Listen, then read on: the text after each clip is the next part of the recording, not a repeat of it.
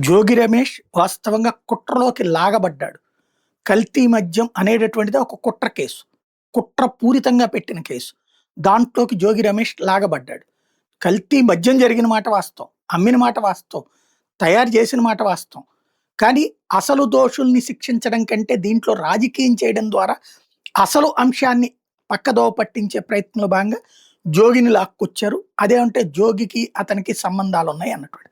But ఆ లెక్కనైతే అతను Telugu Desam party ఏకంగా అభ్యర్థిగానే పోటీ చేశాడు. వాళ్ళ అనుచరులే మొత్తం బ్యాచ్. మరి అక్కడ సంబంధాలు ఉంటాయి, ఇక్కడ సంబంధాలు ఉంటాయా? స్నేహాలు ఉన్నదాన్ని కూడా ఒక వివాదం కిందకి తీసుకొచ్చి అదేదో ప్రభుత్వాన్ని కూల్చేసేటందు కోసం పన్నిన కుట్ర అన్నటువంటి ఒక దొంగ కేసును పెట్టుకొచ్చారు. తర్వాత అతనికి అండ లేకుండా ఉండటానికి అతని పిఏని బెదిరేశారు. అతని సోదరుణ్ణి కూడా అరెస్ట్ చేశారు. ఇప్పుడు ఇద్దరిని నిన్న విజయవాడ అనుకున్నాం జైలుకి.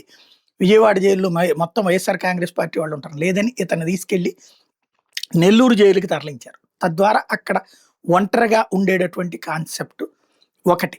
రెండవది వచ్చేటప్పటికి మరొక వైపున వాళ్ళ భార్య మీద కేసు పెట్టారు. ఏది నిన్న ఆసుపత్రి దగ్గరికి వెళ్ళినప్పుడు పోలీసులతో దురుసుగా ప్రవర్తించారంటూ వాళ్ళ భార్య మీదన జోగి భార్యతో పాటుగా జోగికి సంబంధించిన మరికొంతమంది మీద కేసు పెట్టారు. ఓవరాల్‌గా జోగిని వేటాడుతున్నారు, వెంటాడుతున్నారు.